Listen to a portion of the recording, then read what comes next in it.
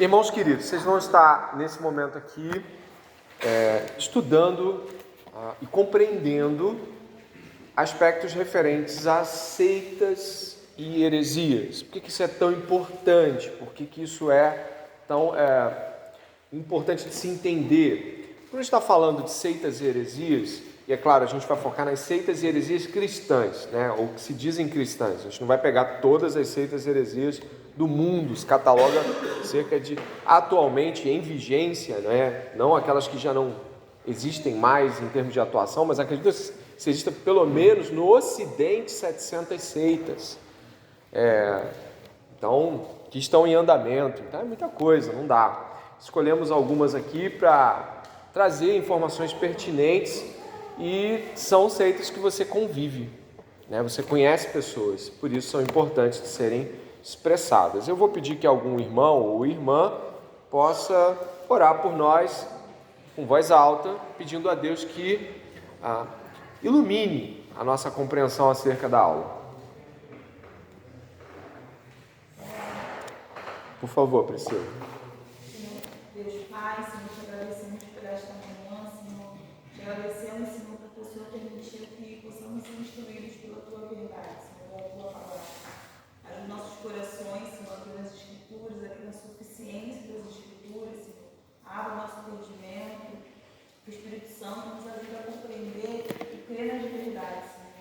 Nos ajuda, Senhor, a responder com fé, como foi dito, a entender as problemáticas das questões e crer mais na Tua palavra, crer mais em Ti, crer mais na Trindade. Sim, sim.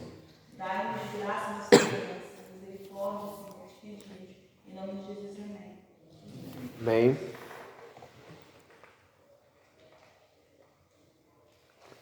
Eu lembro que quando eu comecei na fé, eu achava muito legal essas coisas de descobrir as seitas, heresias, saber por que elas estavam tão erradas assim.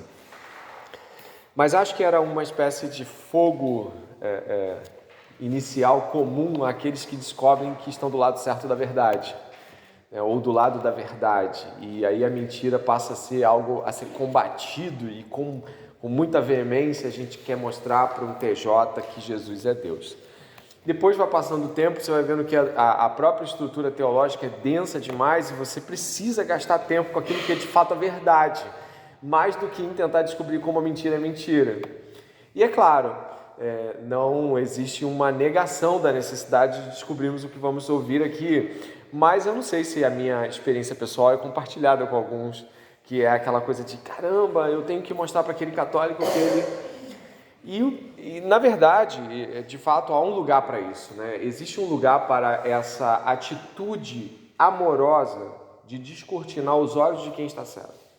Mas a conhecer a verdade é o que nos liberta, não conhecer porque é mentira, mas a verdade nos liberta. E eu gostaria de trazer aqui para vocês, né, esse slide que a maior parte dele foi feita pelo irmão Igor, que apresentou lá atrás um trabalho, inclusive essa capa que parece Yellow Submarine dos Beatles, aqui uma coisa, né? Já olhou aí, né? Xuxa, Coca-Cola, Pônei, eu não sei, uma coisa louca aqui. Você abriu ela? Você abriu, né? Olha o que está na mente do Igor, só Deus sabe, hein? Mas eu achei muito criativo. Ele botou o Rei Leão, Ku Klux Klan, Casa Branca, a nota de dólar. Olha, o Igor foi criativo aqui, né? Hã? Nossa, nuvem vermelha, o que seria isso, né? Super Mario alterado aqui, né? Muito louco. Mas, se isso aqui me traz alguma coisa desse tipo de seita heresia, que eu posso dizer que as heresias muitas vezes juntam nada com nada para dar alguma coisa. Ou às vezes são desvios absurdos dentro da perspectiva da doutrina que fornecem essa compreensão. A gente vai, primeiramente, usar alguns minutinhos para falar o que é seita, o que é heresia, o que é erro teológico, mas não é heresia. Essas coisas precisam ficar claras antes da gente entrar nessa discussão. Tudo bem? Seitas. Está aí no slide seguinte. Grupos religiosos distintos das principais denominações cristãs, as quais adotam um ensino diferente, em partes, daquilo que foi transmitido por tradição, em conjunto com adeptos de mesmo pensamento, formulam suas crenças e realizam seus cultos de adoração. Aqui o irmão Igor colocou 4 pontos que são comuns às seitas, que é semântica enganosa, ou seja, uma leitura textual e contextual errada, um exclusivismo, ou seja, é só ali que a pessoa encontra o caminho, é só ali que ela é salva, não há salvação em mais nenhuma outra comunidade, é aquela comunidade especial. A interpretação particular, grupos seitas não experimentam catolicidade, eles encontraram a verdade e ponto. E a autoridade extrabíblica, muito comum em seitas também. A gente vai escrutinar cada um desses aí. O texto que vem em seguida, falando de seitas, é do Augusto Nicodemos. E ele fala assim: existem milhares de religiões nesse mundo e, obviamente, nem todas são certas. O próprio Jesus advertiu os seus discípulos de que viriam falsos profetas usando seu nome e ensinando mentiras para desviar as pessoas da verdade. O apóstolo Paulo também falou que existem pessoas de consciência cauterizada, que falam mentiras e que são inspirados por espíritos enganadores. Nós chamamos de seitas a essas religiões. Nós estamos dizendo que todos os que pertencem a uma seita são desonestos e mal intencionados. Existem muitas pessoas sinceras que caíram vítimas de falsos profetas. Para evitar que isto ocorra conosco, devemos ser capazes de distinguir os sinais característicos das seitas. Embora elas sejam muitas, possuem pelo menos 5 marcas em comum. Estão vendo aí, né? Não recebeu esse slide, não? Que triste, não? Eu estou vendo olhar para minha cara e eu falei, tá bom. Eu acho que eu estou... Sabe quando você acha que está sujo com alguma coisa escorrendo? Caramba! Vocês não receberam esse. Não, receberam outro, não esse. Não, o dossiê é só sobre adventismo, né? Para esquentar as coisas. Olha só, tá bom, peraí, caramba. Deixa eu ver aqui se eu consigo ver a questão aqui, peraí. Vocês estão sem essa parte. Deixa eu ver se eu resolvo isso com bastante rapidez. Peraí, vou tirar foto aqui, porque até mandar vai ser... Depois eu, em casa, mando completo.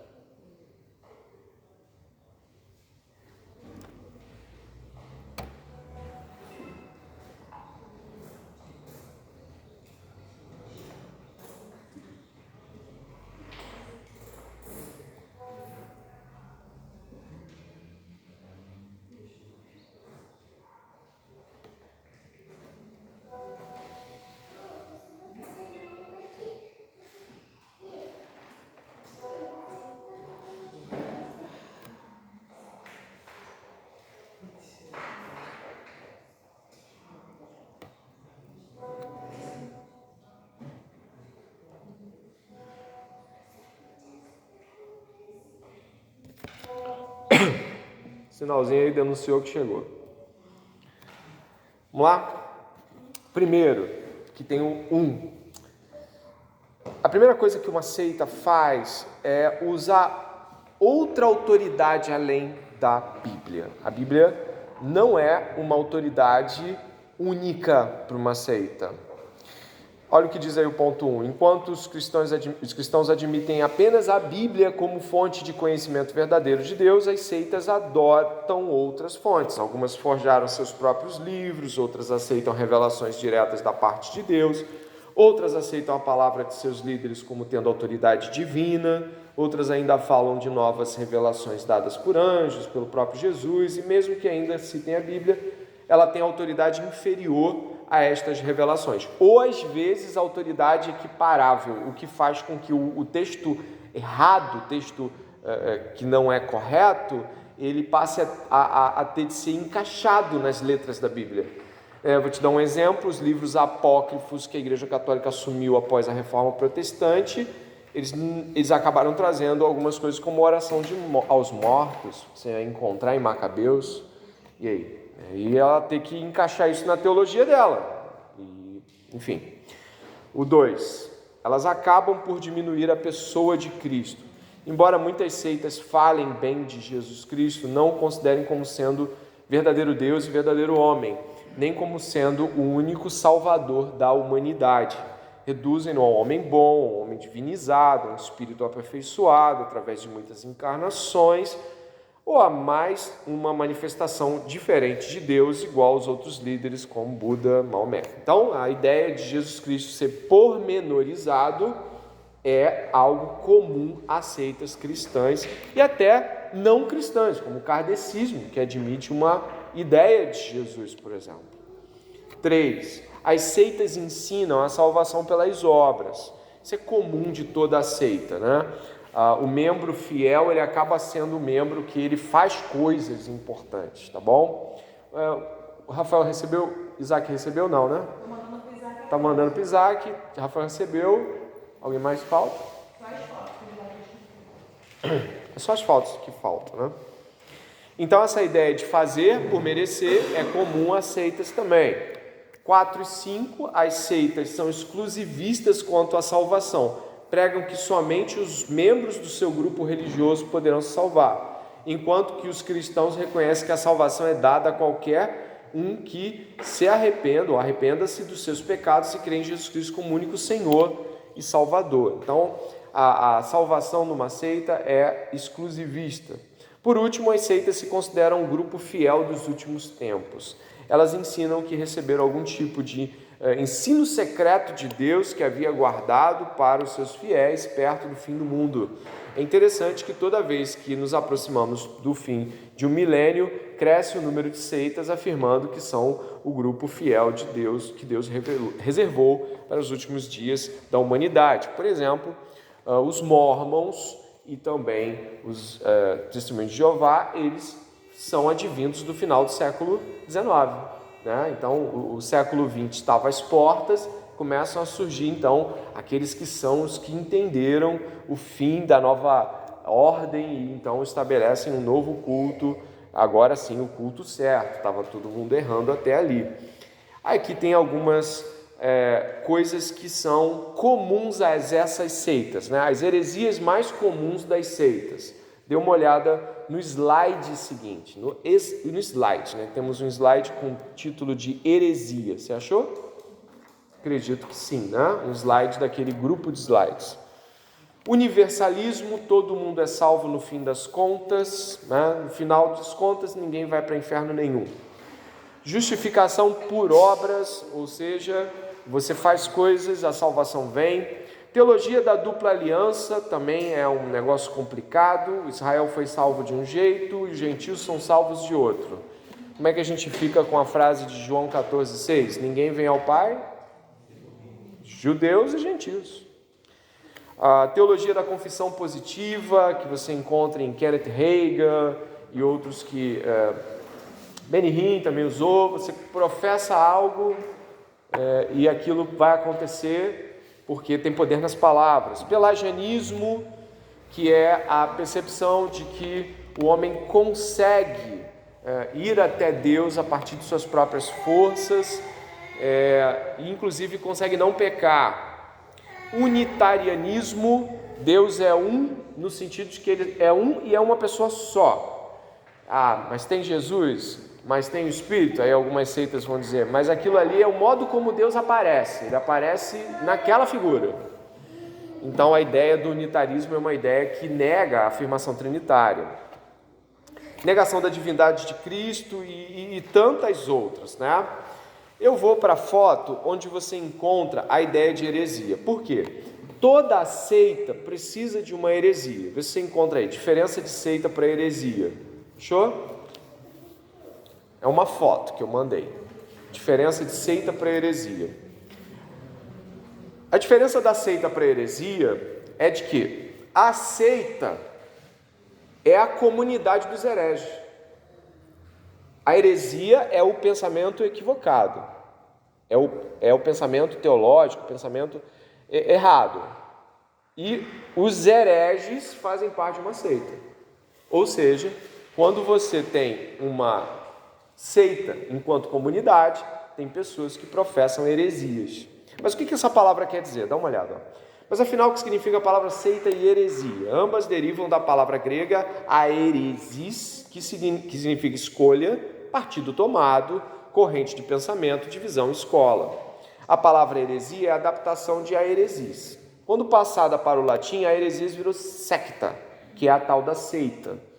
Repare que o cristão também era chamado de seita. Você lembra? A seita dos cristãos, a seita dos fariseus. Mas por quê? A seita do caminho, né? Que era chamado cristianismo. Mas por quê? Porque a palavra ainda não tinha ganho o seu valor negativo. Ela ainda representava um partido de algo. Mas com o passar do tempo, principalmente depois das disputas que os pais da igreja tiveram, né, com unitarianismo, pelagianismo e outras coisas que nós estudamos no início do ano passado, depois dessas disputas, a palavra heresia ficou muito pesada. Ou seja, ela transcendeu o valor de erro teológico e ela foi para algo que compromete a fé. A palavra, lá no seu original, dizia apenas que você tomou partido por uma dimensão de reflexão. Logo, por isso, o cristianismo era chamado de uma seita. Os fariseus eram chamados de uma seita.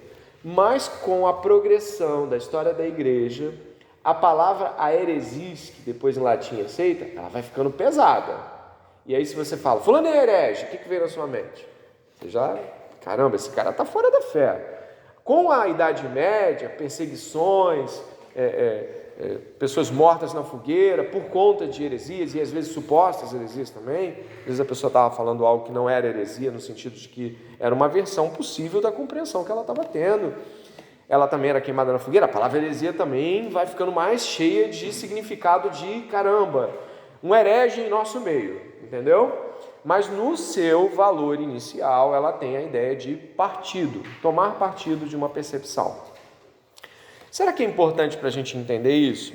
Eu fiquei pesquisando o que os teólogos acreditam que seja uma heresia e o que eles acreditam que seja um erro teológico. Um erro teológico. Por exemplo, nós aqui não acreditamos que no pastorado feminino, acreditamos que é um erro teológico. A nossa igreja considera o pastorado feminino um erro teológico, ok?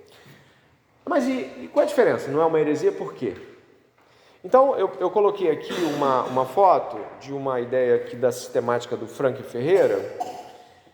Ela não é a única percepção para isso, mas eu vou dizer essa e depois vou dizer mais outras. A heresia é uma negação do que é essencial para a salvação. Você achou essa foto? Está em azul. Tema este que nos distingue como evangélicos. Já o erro é uma negação de um aspecto da verdade revelada que não é essencial para a salvação. Por isso, a heresia e o erro devem ser evitados. No entanto, somente a heresia deve ser considerada um obstáculo intransponível para a comunhão. Vamos lá.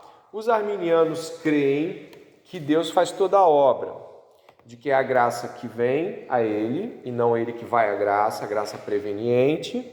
Essa graça os alcança e depois que os alcança, abre o seu coração para que eles possam receber ou não receber a Deus. Mas um arminiano clássico crê que a graça faz todo o trabalho, do começo ao fim.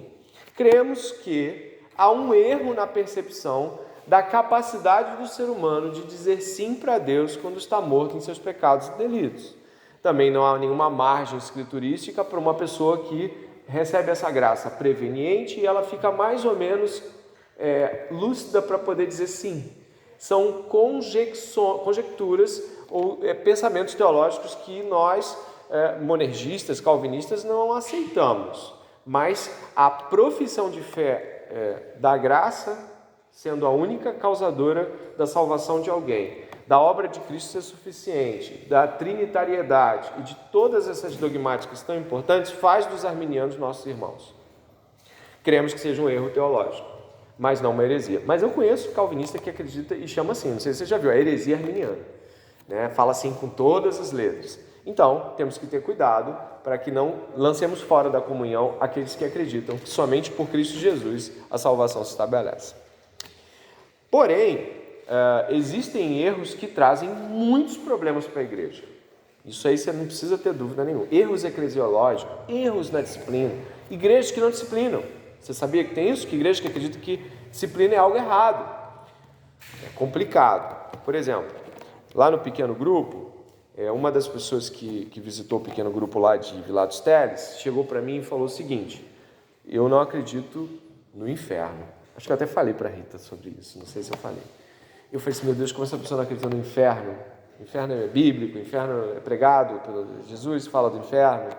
Caramba, é uma heresia você não acreditar no inferno, porque você não acredita no inferno, você vai acabar descambando para outras coisas, como por exemplo o universalismo, todo mundo é salvo.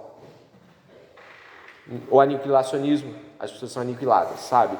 Os rebeldes não, quando eles vão para a transcendência, eles vão para diante de Jesus, aparece diante de Jesus, esse aí, torra ele, acaba com a existência eterna dele. Ele não existe nem no céu nem no inferno.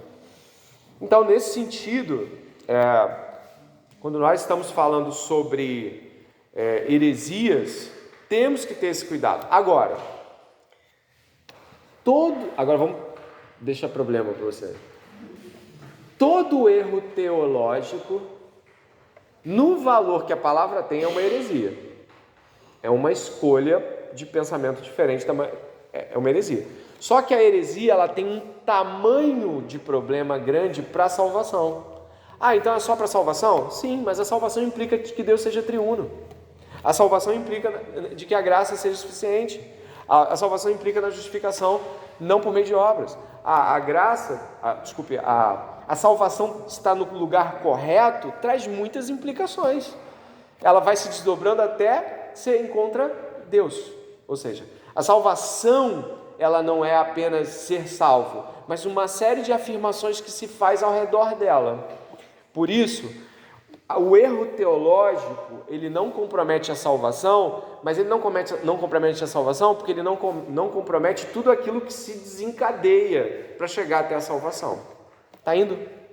Não? Mais ou menos? Foi? Pergunta. O senhor está trazendo que o erro teológico, ele traz graves implicações para o desenvolvimento da salvação? Não. Desenvolvimento da igreja, vida comum, mas a pessoa é salva, porque o erro teológico, ele não vai implicar nas coisas que chamamos dogmáticas, como Deus triuno, o Senhor Jesus como Deus e único Senhor e Salvador, o Espírito Santo como um agente vivificador, a salvação pela graça. Então essas coisas são preservadas. A respeito do que o pastor nos ensinou hoje no catecismo, no batismo, esse é um erro teológico? É um erro teológico. Por quê? Os próprios presbiterianos acreditam que o batismo não salva. Nenhum presbiteriano fala que o batismo salva. Não mesmo. Mas eles acreditam que os infantes, os bebês são batizados e passam a receber as bênçãos da aliança, como a circuncisão fazia com aqueles que eram circuncidados. É um erro teológico. Mas nenhum presbiteriano acredita que o batismo salva. Isso é importante. Se eles crescem que o batismo salva, seria uma heresia terrível. Pastor, isso tem a ver com a forma como ele acredita no impacto da aliança? Continuidade de administração? Exato. Continuidade e descontinuidade leva eles a crerem no batismo dessa forma. Pastor, em 1618 tem um Sino de Dort entre os 5 pontos do calvinismo contra o engenho estranho. Ali o arminianismo é aniquilado, Considerado heresia. E hoje a gente vê que também o crente no arminianismo, ele pode cair da fé. Isso é uma insuficiência de Jesus Cristo de salvar o pecador. Saber que, tipo assim, tem uma pessoa no inferno e Cristo não foi suficiente para salvar aquela pessoa. Você acredita que alguém possa cair da fé? Não. No sentido de perder a salvação? Não. Então, mesmo que ele pense que pode perder a salvação, ele não vai perder. Entendi. Então, ele seguiria pensando... Ele ia viver uma vida sofrida, porque ele errou, está com Deus, ele está sem Deus. Ele acertou, está com... Sabe? Ele salva uma vida mastigada, uma vida miserável. O que o erro teológico faz é deixar as coisas bem complicadas para a vivência. Mas tecnicamente falando, alguém que prega a fé de salvação seria uma heresia também? É uma heresia, mas ela está pregando a salvação. Esse é o contraste da heresia. A heresia ela também exclui o sentido oposto da fala. Por exemplo, os arminianos creem na salvação pela graça somente. Eles creem na compreensão de que Jesus Cristo é o único suficiente Salvador. Mas a partir do momento que eles creem que as pessoas podem cair da graça, no sentido de perder a salvação, eles não estão anulando o que eles falaram. Infelizmente, é um erro teológico, mas eles não anulam a premissa 1. Só trazem um barulho terrível para si mesmos. Pode perguntar, tem que perguntar. Olha, no caso, uma pessoa que está dentro da igreja durante tanto tempo, dentro da igreja, como cristão, mas lá na frente, vamos dizer, blasfêmia, a pessoa está tanto tempo dentro da igreja, isso seria o que a pessoa nunca foi salva, mesmo na palavra? Se você está falando da blasfêmia contra o Espírito Santo, aquela citada em Marcos e Mateus, a blasfêmia contra o Espírito Santo é uma oposição a crer que o Espírito Santo é quem ele diz que é e faz a obra que ele diz que faz. E atribuir a obra ao diabo, que é o que é dito nesse texto. Eu já briguei com Deus. Você já? Eu já questionei a Deus. Eu já mandei ele sair de perto de mim. E isso é considerado um ato blasfemo nesse sentido da palavra. Mas aquela atitude que os fariseus tiveram diante de Jesus era de alguém que não tem o Senhor como Salvador. Era uma atitude ímpia. Então, algumas pessoas são atormentadas pela ideia da blasfêmia do Espírito Santo, quando na verdade elas deveriam ler os salmos. Porque às vezes alguns salmos parece que o salmista desacreditou de Deus. Parece que ele está fora de Deus. Né? Então, a resposta para a sua pergunta sobre alguém que está há 30 anos na igreja vai lá e blasfema. Se blasfemar é bater de frente com Deus em alguma coisa, os salmistas são blasfemos. Né? Mas se a blasfêmia é porque o coração nunca esteve em Deus, aquilo é só, infelizmente, mais um pecado dentre tantos que ela está vivendo e cometendo dentro do seu estado de rebeldia. O senhor diz aqui que os arcanianos creem que a graça faz todo o trabalho. Qual é a percepção que a gente tem que ter? Porque eu também cria assim até então. E está crendo corretamente, a graça faz todo o trabalho. A questão arminiana é que eles levantam a seguinte proposição: quando o Espírito Santo toca graciosamente no seu coração, ele te dá condições de ver a si mesmo como miserável pecador e suplicar a Deus ou não. Então, na perspectiva bíblica, a qual consideramos ser mais correta, o Espírito Santo não dá margem para você dizer não. Ele graciosamente invade seu coração e te tira da morte para a vida. Uma analogia comum é dizer, o morto pode dizer para onde vão carregar ele ou não? Isso não existe. Então, no arminianismo, crê-se que a perspectiva é possível de que você resista ao Espírito, resista a esse chamado. Então, o chamado não é eficaz no sentido de que ele não vai completa a obra. Ele é um chamado no qual ele abre o seu coração para que você diga sim ou não. Dê um passo para Deus, Deus vai dar 2 para vocês, por exemplo.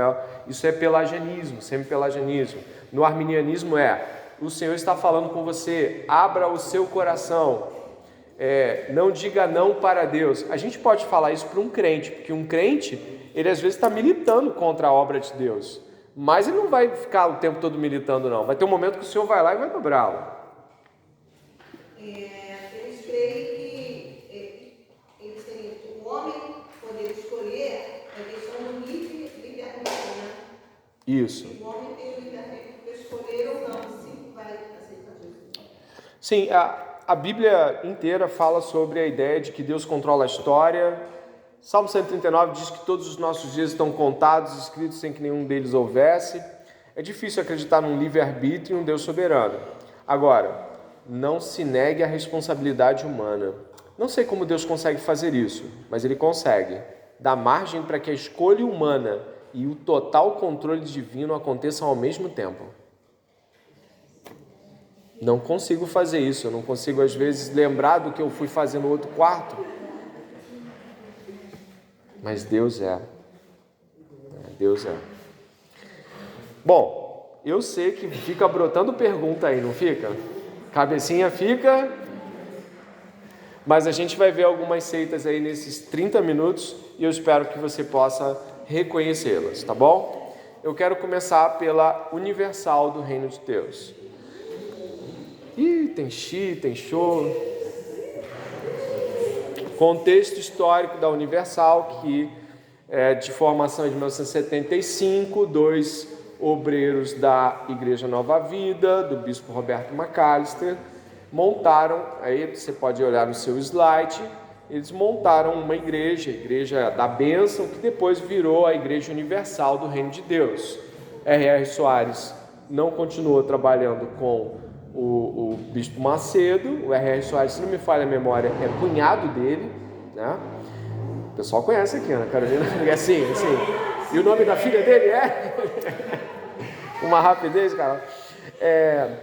A Universal do Reino de Deus, se você for no site oficial dela, a única coisa que você acha estranha em termos de confissão, a confissão é mínima, um negócio assim pequenininho, creio em Deus, Pai, Filho, coisa muito pequena, mas ressalto aqui a insistência que eles dizem que o dízimo e o modo como você dá dinheiro e cultua através disso é tão importante quanto as demais obediências bíblicas, e ela é salvífica, ela é evidencialmente salvífica, isso está dentro do site deles.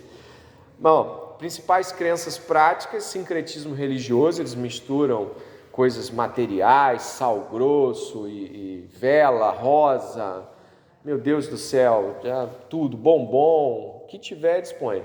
Práticas, vassoura, você ainda tem? Jogou fora, né?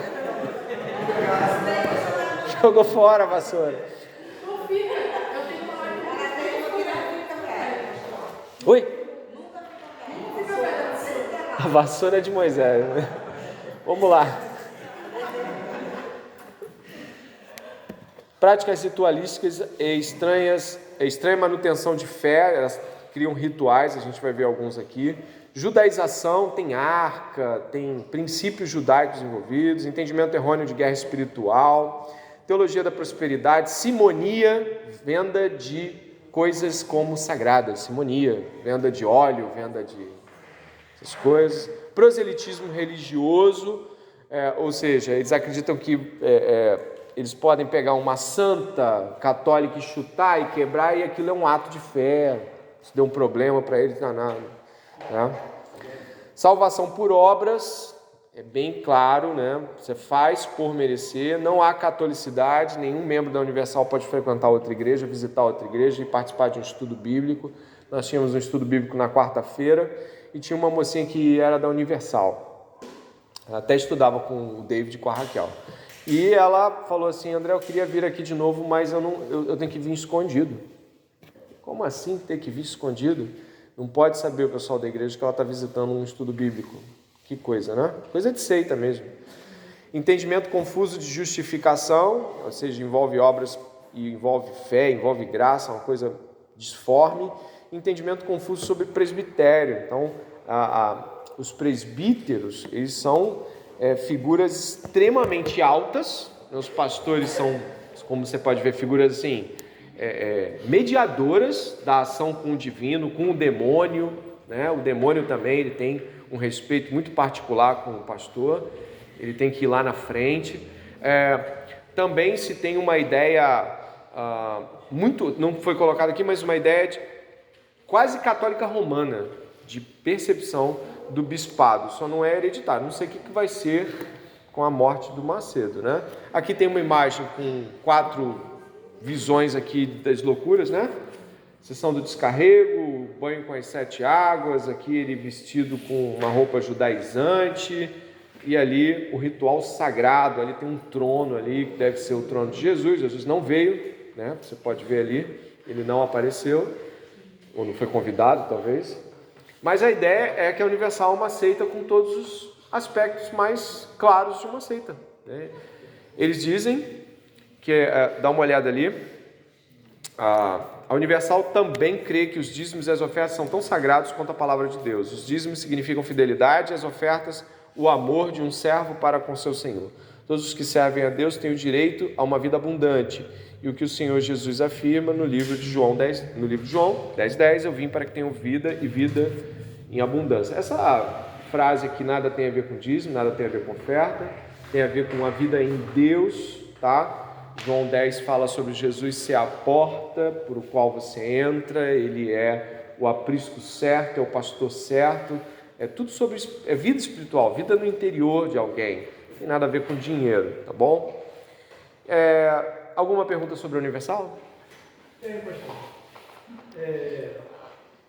Sobre essa jovem que visitou o pequeno grupo, se ela nos visita mais algumas vezes, ela estaria incorrendo em alguma desobediência, sendo que a Universal não é reconhecida como uma igreja? Você estava falando dessa jovem que visitou o trabalho que eu fazia lá atrás, porque eu estou falando de um trabalho antigão. Ah, perdão. Ela era até colega do David. Então, nesse caso... Aí, nesse caso que você levantou, um caso hipotético nessa situação, não. Porque a gente deve obediência a Deus em primeiro lugar. A Deus é a sua palavra. Então, assim, ela não é uma igreja, é uma seita. Ela não está quebrando nenhum princípio de desobediência. Agora, precisa ser corajosa e não ficar pelas escuras. Dizer assim, eu não vou me submeter a isso. Se ela ainda não tem percepção clara que é uma seita, ela primeiramente deveria refletir sobre a catolicidade do ponto de vista de como ela não pode ter contato com os outros irmãos, né? Claro que ela pode ter, e ela deve levar isso até a liderança. Não, eles são meus irmãos, são pessoas como eu e você, pastor. Mas é óbvio que a própria mentalidade e a instrução de um pastor da Universal é muito pequena. Então, pastores da Universal eu me lembro de um que, acho que a Daniela me contou, se eu estiver errado, não sei, alguém me falou que um cara abordou um vendedor da Casa Bahia, achou ele bom e conduziu ele até o pastorado. O cara era bom, conseguia, né, fazer o movimento. Eu tenho uma pessoa bem assim, da minha família. Eles são, a maioria da família das minhas filhas, por parte de mãe, elas são todas da Igreja Universal. E teve o processo de lá, né, das casas de Arnel e Cala, onde ela tem uma, e ela falou para mim assim, nós não vamos ser despejadas, eu não vou ser despejada, eu sou dizimista. Aí ela falou e continuou no desabafo dela, né? Aí eu olhei e falei, eita. Olha, não tem comentário para isso não, tá? Oi.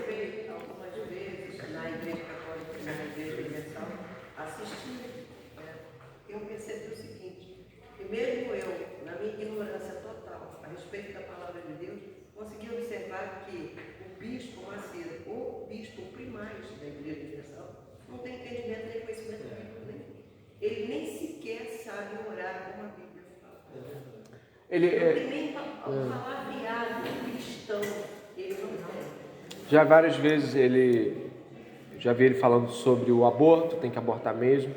Vi ele falando sobre... ele mandou fazer vasectomia de presbíteros que já tivessem 1 ou 2 filhos. Sem filhos também. Sem filhos também? Sim. Era um pacto que eles faziam. Eu sei que meu tio fez. Muito esquisito, coisa demoníaca dessa. A vasectomia é como se fosse o pacto. Você está se entregando totalmente à obra, entendeu? Então você não tem filhos. É tanto que meu tio não tem filhos. Ele fez e depois, nos tempos, ele adotou. Muito louco isso, cara. É um negócio que não dá para você mensurar. Não dá para mensurar. Igreja Católica Apostólica Romana. Dá uma chegada ali comigo. Eu vou direto nas principais crenças. Por favor, se aproxime do slide as principais crenças. Achou? Doutrina do purgatório, livros apócrifos, intercessão dos santos, oração pelos mortos, o papado, mariolatria, sincretismo... Mariolatria, acho que eu não sei se colocou aí, né? Mas está aí também. Sincretismo religioso, dogma da transubstanciação, ou seja, quando o pãozinho vai para a boca do fiel lá na Eucaristia, vira a carne de Jesus. Dogma, entendimento confuso sobre a Eucaristia. Justificação pela fé e obras, ser declarado, tá? Autoridade da tradição igual à autoridade das Escrituras, salvação em condições de ignorância invencível, ou seja, as pessoas podem ser salvas mesmo que elas sejam ignorantes à fé. Então a salvação pode ser feita mesmo a pessoas completamente ignorantes. Uma coisa interessante aqui, tem historiadores aqui, tem Rafael aqui, tem outros também lá. A Igreja Católica batizou muita gente, a Igreja Católica Romana, no período onde os bárbaros estavam se convertendo. Não sei se o Rafael já estudou sobre isso. E batizava a rodo, e pegava o herói do clã e fazia dele um santo para aquela localidade, a fim de ganhar a similaridade com as pessoas. Eclesiologia intimamente ligada à estrutura. Ou seja, a estrutura da igreja é que dá o tom da eclesiologia, não é a Bíblia. A igreja vai se estruturando na percepção da própria compreensão da igreja. Não é recorrido à escritura o exercício da estruturação. Padre como sacerdote. Qual é a diferença de um pastor para um padre como sacerdote? É que o sacerdote media a relação com o divino. Jesus é o nosso sumo sacerdote. Ele é o nosso mediador entre Deus Pai e nós, porque não nos podemos chegar a Deus, a gente vai ver isso logo mais à noite, simplesmente porque a gente quer. Não, nós somos sujos, pecadores, precisamos de um mediador. A Igreja Católica usa os padres como mediadores. Eu não vou continuar muito mais, porque acho que a Igreja Católica é de ciência de muitos. Mas alguém tem alguma pergunta que possa ser solucionada? Quanto ao papado, aqui está posto como o padre nessa figura de sacerdote. Eu pensava que, no caso, o Papa tinha essa figura para eles, essa representação. No caso, acho que o Papa para eles é um nível mais elevado. Então, onde entra o Papa nessa hierarquia? O Papa é também chamado de Sumo Pontífice. Isso significa, na nossa língua, ponte suprema. Ele é a ponte, o canal de Deus com a igreja. E o padre é um canal do fiel com a igreja. Significa, então, que o Papa está, como você disse, na hierarquia mais alta dessa conexão. Ele conecta todo. Isso. Ele pode, por exemplo, escrever coisas em encíclicas que são feitas em concílios papais que se tornam em peso e estatura da Escritura. Como se tivesse autoridade apostólica mesmo. É, a autoridade apostólica mesmo. Vi que um tempo atrás ele tinha mudado alguma coisa no Pai Nosso, então ele vai nesse sentido, né? Da autoridade mais elevada. Repetindo a palavra do Jonas, é algo como a inspiração permanece sobre ele ao ponto de que a tradição ganha o status de escritura. Então o padre, o santo padre, né, o Papa, ele pode exercer esse tipo de atitude escriturística, ainda que eles não admitam que é igual à Bíblia, mas ao mesmo tempo não pode ser negada e aí acaba tendo o mesmo peso, entendeu? Pastor, Oi. eles acreditam ser transferível a autoridade do apóstolo Pedro para o Papa, não é isso? Exatamente. Pedro foi o primeiro Papa na visão deles. Explicado, né? E 8 minutos. Não, 18, né? 18. 40 que eu falei pro Moura lá, né? 18 minutinhos. Testemunho de Jeová. Olha ali o sorrisão batendo na sua porta.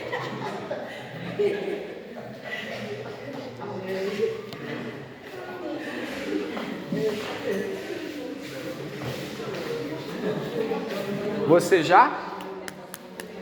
Já? Não, olha aí a imagem aí na sua porta. Já? Todo sábado?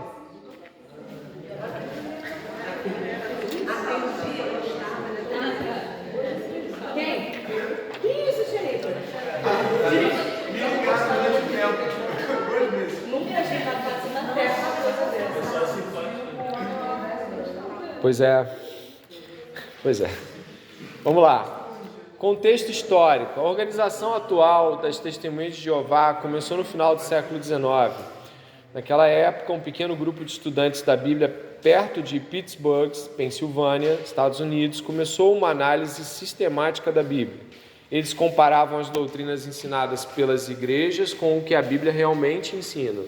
Eles começaram a publicar suas conclusões em livros, jornais e na revista que hoje é chamada Sentinela, anunciando o reino de Jeová. Um dos membros desse grupo de estudantes sinceros na Bíblia era um homem chamado Charles Taze Russell. Embora tenha tomado a dianteira na obra educativa bíblica naquela época e tenha sido o primeiro editor de A Sentinela, Russell não foi o fundador de uma nova religião. O objetivo de Russell e dos outros estudantes da Bíblia, como era então conhecido, era divulgar os ensinamentos de Jesus Cristo e seguir o modelo deixado pelos cristãos do primeiro século. Visto que Jesus é o fundador do cristianismo, nós o consideramos o fundador de nossa organização, ele diz. Hoje os Testemunhos de Jeová têm 239 países alcançados, quase 9 milhões de pessoas como membros, são muitos estudos bíblicos aí gratuitos, pessoas assistiram à celebração da morte de Cristo. Isso aqui são números que eles acreditam serem reais, né?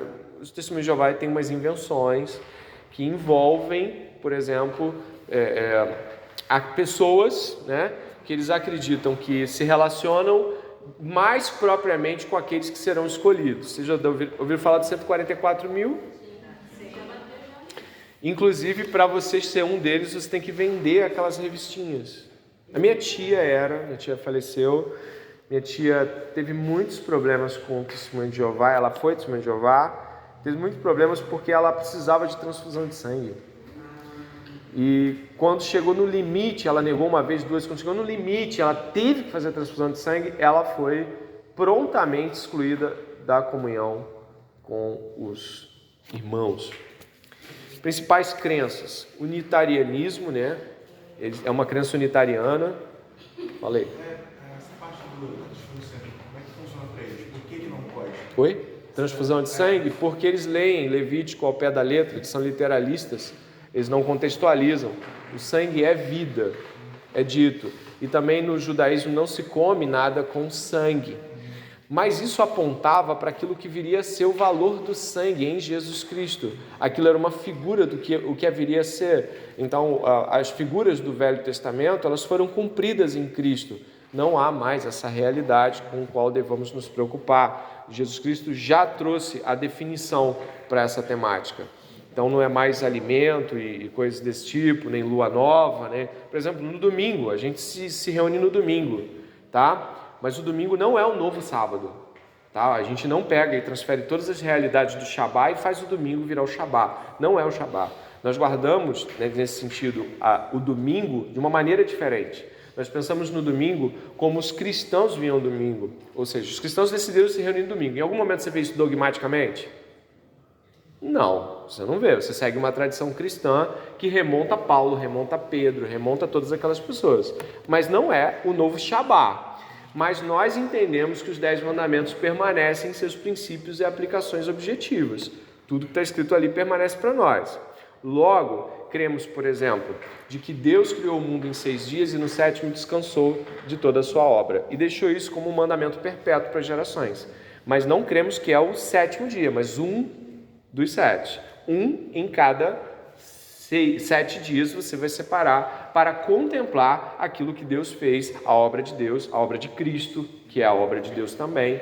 Então, essa realidade de contemplação nos faz perceber que não devemos ser domingueiros. Em que sentido? Se você for sabatista, por exemplo, você já viu como é que o Testemunho de Jeová e o Adventista lida com um concurso público? Ele faz? Por quê? Ele acredita que se ele fizer, ele estará pecando e ele estará não guardando o sábado. Cristãos não pensam assim. Cristãos têm plantonistas, tem cristãos que vão fazer o concurso. Por quê? Nós não guardamos o Shabá. Nós trazemos a reflexão contextualizada e objetiva do dia de domingo dentro daquilo que permanece para nós. Ou seja, a resposta à obra de Deus em Cristo, a reunião com a igreja em 1 a cada 7 dias, mas não mais vivemos sob a lei. Não é então porque é pecado, é porque a lei já foi cumprida em Jesus Cristo e nós podemos responder a ela com graça. Entende a diferença? Podemos ampliar mais essas significações, mas senão eu vou amarrar isso aqui e aí vai ficar enorme. não fazem transfusão de sangue, não creem na imortalidade da alma, não participam de guerras, não comemoram aniversários, são aniquilacionistas, creem que as almas que não são salvas são vaporizadas, pronto, aniquiladas. Não creem na divindade do Filho, Espírito Santo é uma força ativa impessoal, evangelização por meios de revistas e folhetos e ênfase na esperança de um descanso paradisíaco. Essa questão do aniversário, por quê?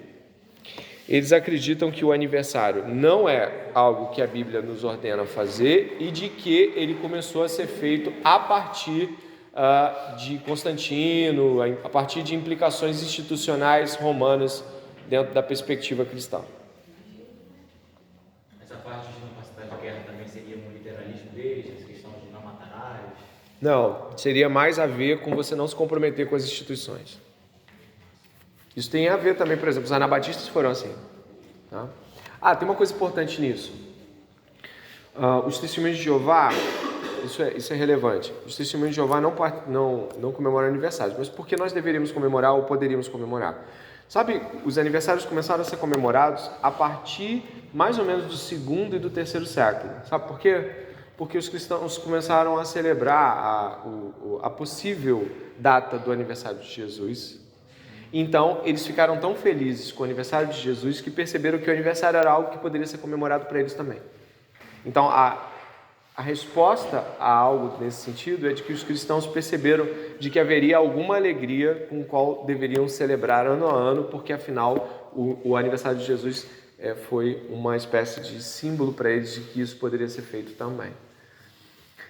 É esquisito pensar em como podemos dogmatizar coisas, né? E eu acho que eles conseguem fazer isso muito bem, porque eles cauterizam a mente das pessoas ao ponto de elas não conseguirem refletir sobre coisas simples. Eu já ouvi falar que eles não comemoram porque nas escrituras, aniversários que foram comemorados, aconteceram coisas ruins. No caso, a gente tem um aniversário, não sei de quem, no Novo Testamento, que foi dada a cabeça de João Batista. Então eu já ouvi usar esse texto como base para não comemorar. Eu não duvido que eles façam isso não, porque para você fazer uma seita você tem que recorrer a tudo, até o que não é. Então não duvido. Nunca ouvi esse argumento não, deve ser novo. Sentinela 2022. E isso é triste, mas um dos principais argumentos, se não o principal, é o unitarismo, que faz com que Jesus seja um Deus. É isso mesmo que você está ouvindo. Eles creem que Jesus é um ser divinizado, a primeira criação de Deus. Olha que coisa esquisita, né? Jesus foi a primeira criação de Deus. Eles falam isso por conta, por exemplo, de Jesus ser o primogênito da criação. Só que eles não pensam, por exemplo, no primogênito dos mortos. Significa o quê? Primogênito dos mortos. Que Jesus é o primeiro da nova raça dos ressurretos. Então, ser primogênito de Deus significa que Jesus é o primogênito na perspectiva dessa nova raça de humanos renovados. Não consegue fazer uma simples junção. É como se a necessidade de afirmar ou de negar a divindade de Jesus fosse tão grande que todo esforço feito para isso, como por exemplo, eles mudaram os trechos da Bíblia mais de 5 ou 6 vezes. Mudar mesmo, de mudar o que está escrito. Isso é bem complicado. João 1,1 é um marco disso, né? No princípio era o verbo estava com Deus e o verbo era Deus. Eles falam ali, não tem ali, o verbo era o Deus. Não, ali tem o verbo era Deus. Então pode ser que na ausência do artigo, você possa botar um numeral ou um artigo. Eles escolhem colocar um numeral. E sabe como é que fica? João 1, no princípio era o verbo estava com Deus e o verbo, Jesus, era Deus. E aí você tem uma implicação destruidora. Se o verbo era um Deus, o Pai era outro Deus. Olha o problema da seita. Ela vai ficar sem saída. Aí quando eles mudaram esse, tiveram que mudar os outros também. Então você tem mudança na Bíblia inteira. Aqui e ali depois. Não era exatamente isso. Era só que o Iago Martins lançou um vídeo recentemente, fazendo exército desse. Né? Então assim, é tosca, né? Ali, Yasmin primeiro. Teria que mudar também o diálogo de Filipe pedindo para que Jesus mostrasse o Pai, né? E aí Jesus falando de que você não me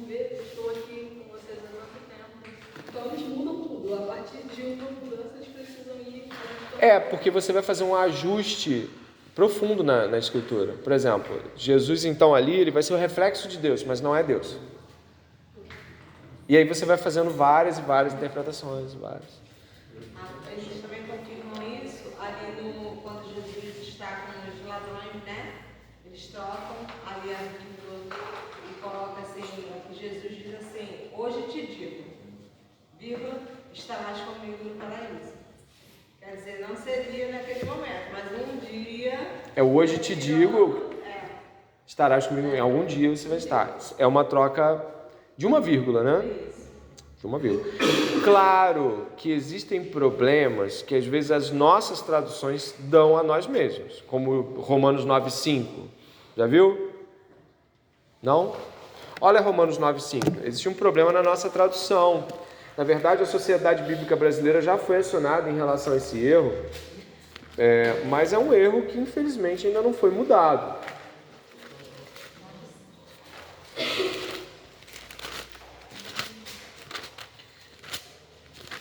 Show? São israelitas, a eles pertence a adoção, assim como a glória, as alianças, a promulgação da lei, o culto e as promessas. Deles são os patriarcas. Eu li o 4 para pegar contexto, perdão.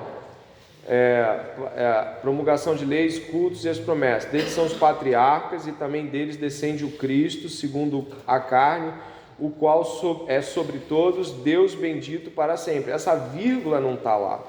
A gente sabe que essa vírgula é um problema, porque Jesus é sobre tudo, sobre todos Deus. Olha aí de novo. Eu me lembro que o meu professor de exegese bíblica, ele escreveu para a Sociedade Bíblica Brasileira para falar que essa vírgula traz problemas porque ela dá um aspecto doxológico, não objetivamente traz a realidade. É só você ler o texto, ó. Deles são os patriarcas e também deles descende o Cristo. Aí vai falar do Cristo, segundo a carne, o qual é sobre todos Deus bendito para sempre. Entendeu? Isso traz implicações. Então, os melhores exegetas e os teólogos bíblicos já falaram que essa vírgula aí atrapalha, porque o que está sendo dito é que Jesus é sobretudo Deus. Né? Tem outros textos bíblicos que nós podemos refutar. 1 de João também traz sobre a divindade de Jesus de maneira muito clara. O problema é, eles não entendem a economia também. O que Deus está fazendo em Cristo nesse tempo. Jesus fala assim, não existe bom só Deus, eu não sou. Ele não fala, naquele texto que ele diz, né, me remonta aí ao versículo, onde o homem chega para ele, né, e o adula, né, bom mestre, que farei para herdar a vida eterna? O que me chamas bom? Bom só um, que é o Deus, né, o Deus Pai. Mas Jesus está falando ali do ponto de vista da perspectiva de quem ele revela. Ele veio para revelar o Pai, ele veio para falar do Pai. Mas Jesus recebe adoração, e aí como é que você lida com a adoração dele? É preciso que seja feito uma exegese mais apurada. Infelizmente, os testemunhos de Jeová crescem, são uma seita, não são irmãos, eles não creem na suficiência da salvação em Jesus Cristo. Aqui tem os Mormons e também eu preparei aquele chamado dossiê do Adventismo. Bandas como Arraiz, Prisma, cantores como Leonardo Gonçalves, arqueólogos como Rodrigo Silva, não expõem suas atividades à doutrina adventista. Verdade seja dita, esses grupos musicais, esse pastor, eles não falam abertamente daquilo que está lá na confissão deles, e muitos tentam fugir da confissão e tentar se aproximar de movimento reformado, movimento arminiano. Então, eu conheci um rapaz nesse estudo bíblico de quarta-feira que tínhamos antigamente, ele era adventista, ele falava dos reformadores, ele gostava de ler reformados, e uma vez eu o confrontei, eu falei, como você pode admitir que Ellen White, a profetisa dos adventistas, seja considerada inspirada? Não, mas não é inspirada como a Bíblia. É inspirada como uma mulher de Deus, uma profetisa, uma mulher de Deus. Assim, mas essa palavra inspirada faz parecer que o que ela escreve sob inspiração do Espírito Santo. E é assim que a gente chama os livros bíblicos. E ele falou, mas não é a mesma coisa. Eu falei assim, mas me explica qual é a diferença. Ele não soube explicar. No fim das contas, ele admitiu que isso é um grande problema, um grande nó para o adventismo, acreditar que os escritos dessa mulher, profetisa Ellen White, equivalem às escrituras. Os adventistas, assim como o Testemunho de Jeová, promulgaram no começo da seita de que Jesus voltaria numa data, depois em outra, ele não voltava, Jesus não voltava, até que um deles admitiu que tinha feito uma conta errada e saiu da seita. Mas um outro assumiu o adventismo. E esse que assumiu o adventismo, ele falou que o cálculo estava certo, só que o que acontece não é que Jesus tinha voltado, é que ele não deveria voltar à terra, mas ele tinha entrado no santuário celestial. Era a data da entrada de Jesus no santuário, e agora ele fica continuamente fazendo sacrifícios, né, oferecendo-se como sacrifício para todos nós. Isso traz implicações terríveis. Primeiro, que é uma inferência bíblica, isso não pode ser feito. E segundo, de que a obra de Cristo é consumada. Ela não precisa ser feita mais. E isso é um problema. O adventismo também sacraliza o sábado e realmente eles acreditam ser o remanescente fiel daquilo que Deus ordenou que fosse feito.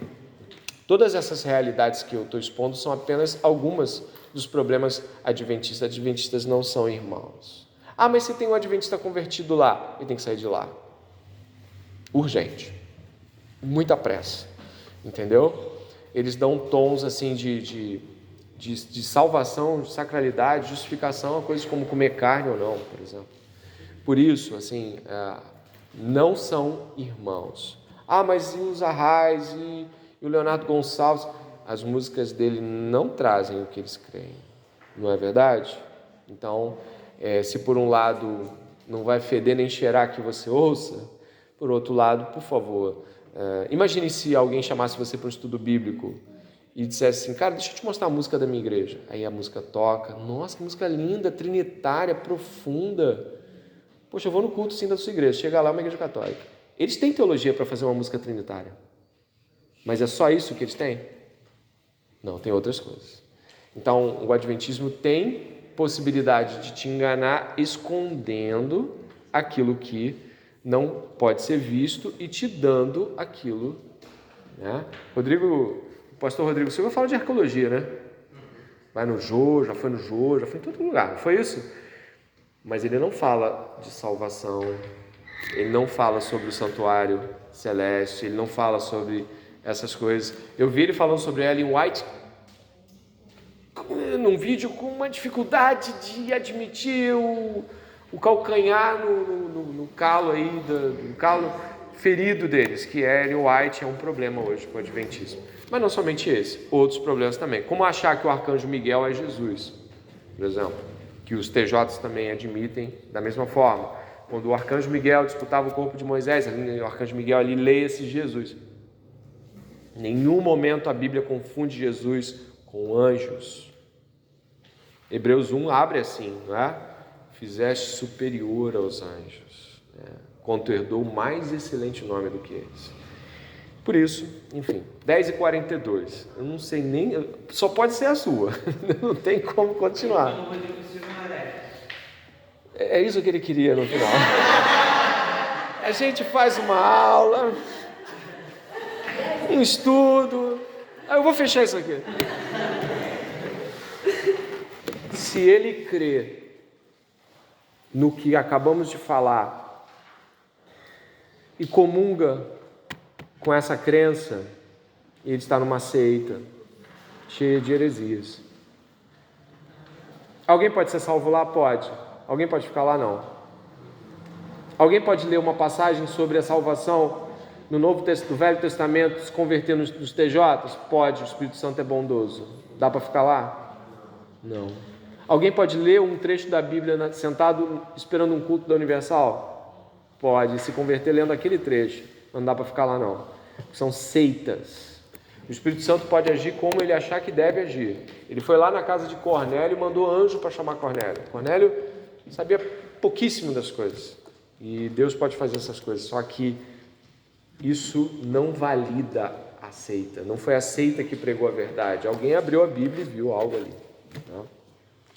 Pastor, tem algumas igrejas batistas, por exemplo, como a Igreja Batista do Caminho, do pastor Henrique Vieira, que é um poeta que foi lá na Globo também.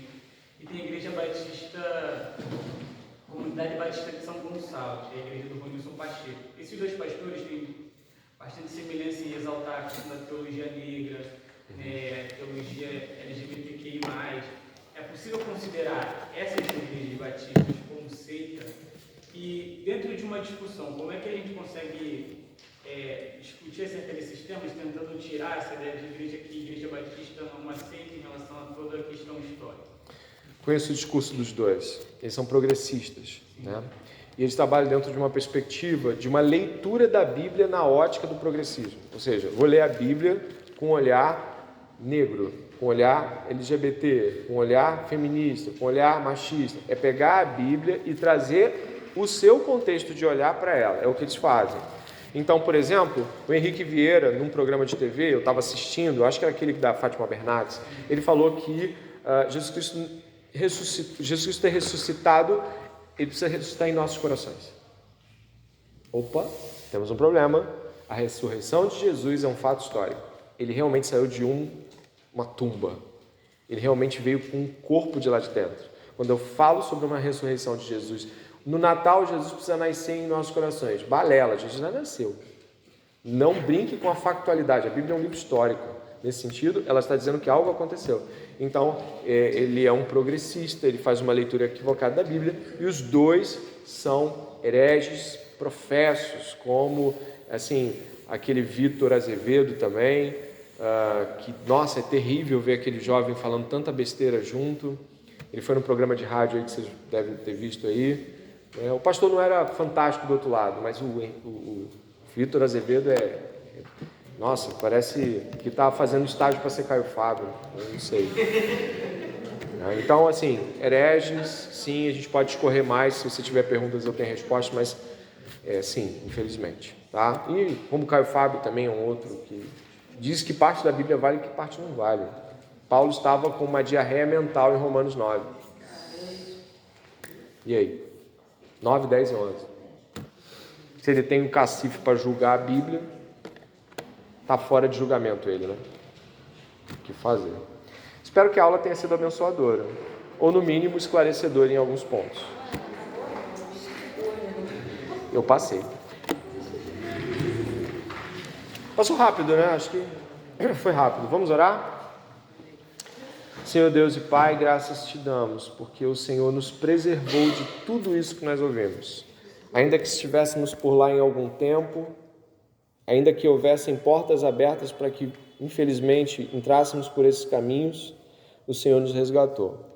Bendito seja o Deus e Pai de nosso Senhor Jesus Cristo, que nos abençoou com todas as bênçãos espirituais nas regiões celestiais em Cristo. Obrigado por nos chamar para fazer parte do corpo verdadeiro e único de Jesus. Que sejamos luz em meio às trevas de toda esta loucura. E peço ao Senhor que não venhamos, Senhor, de forma alguma, a dar testemunho da verdade com raiva de ninguém, mas nunca nos calar ante a pregação do Evangelho e a exposição do erro, Pai. Nos ajude a ser equilibrados, mas nunca frouxos, moderados, mas nunca mudos. Em nome de Jesus pedimos, nos use. Amém. Amém.